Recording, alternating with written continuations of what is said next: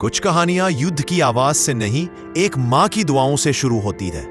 कुछ वीर अपने गांव की मिट्टी से नहीं, पूरे देश की उम्मीदों से जन्म लेते हैं। लद्दाख की उस ठंडी रात में जब पत्थरों पर बर्फ जम रही थी, एक भारतीय कमांडर अपने जवानों की तरफ देखकर बस मुस्कुरा रहा था, जैसे कह रहा हो, चिंता मत करना, मैं हूं ना। उन्हें नहीं पता था कि आज की रात उनके नाम को अमर कर देगी। उस रात गलवान में सबसे पहले जिसका सीना उठा और आखिरी तक जो खड़ा रहा, वह था एक बेटा, एक पिता, एक सच्चा भारतीय सैनिक, कर्नल बी संतोष बाबू। गलवान के अमर वीर की पूरी कहानी। तेलंगाना, तब आंध्र प्रदेश के सूर्यापेट जिले का छोटा सा कस्बा। 4 फरवरी 1983 को एक साधारण परिवार में जन्मे बी संतोष बाबू। बचपन में ही उनकी आंखों में एक चमक थी, अनुशासन, शांत स्वभाव और दूसरों की रक्षा करने की प्रवृत्ति।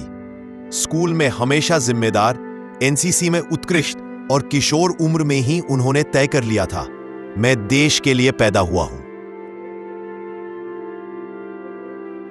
उन्होंने एनडीए परीक्षा पास की और खतरों, अनुशासन और नेतृत्व से भरी फौजी ट्रेनिंग शुरू हुई। फिर आईएमए देहरादून।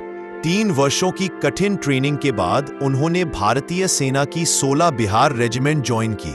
जो उन्हें जानते थे कहते थे, संतोष बाबू सिर्फ अफसर नहीं, एक बॉर्न लीडर है। चीन से तनाव बढ़ने लगा और जिम्मेदारी आई। साल 2020 LAC line of actual control पर भारत चीन तनाव बढ़ता जा रहा था।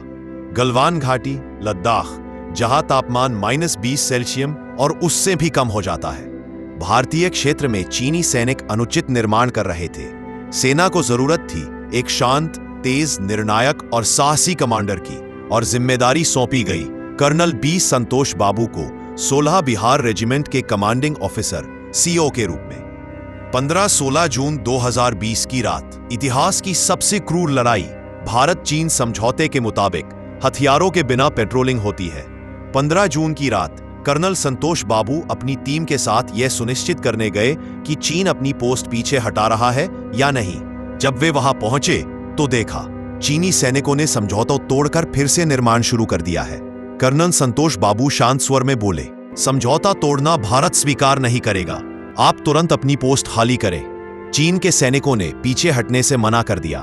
बहस बढ़ी और फिर चीनी सेना ने अचानक कांटेदार डंडों और पत्थरों से हमला कर दिया।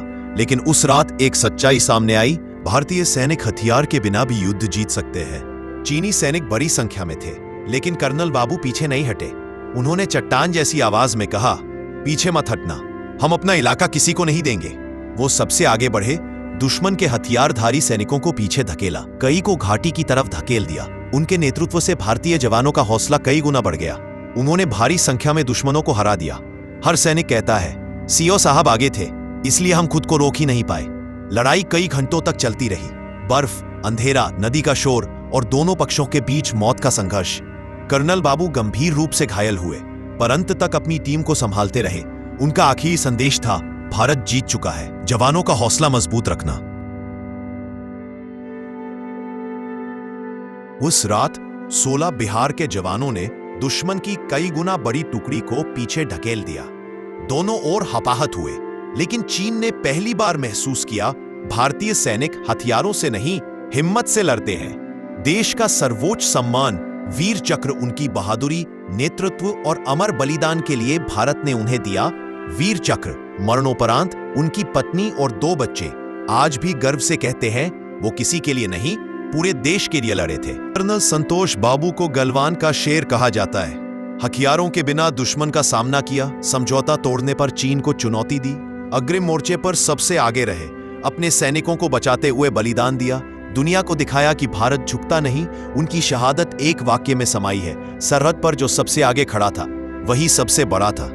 कर्नल संतोष बाबू अब हमारे बीच नहीं, पर उनका साहस आज भी गलवान की हवाओं में गूंजता है। उन्होंने सिर्फ सीमा की रक्षा नहीं की, उन्होंने पूरे देश को यह सिखाया कि भारतीय सैनिक पीछे नहीं हटते, चाहे आखिरी सांस ही क्यों ना हो जाए। अगर उनकी यह वीरता आपको गर्व से भर दे, तो इस कहानी को लाइक, शेयर और सब्सक्राइब करके उनकी शहादत को और ज्यादा लोगों तक पहुंचाएं।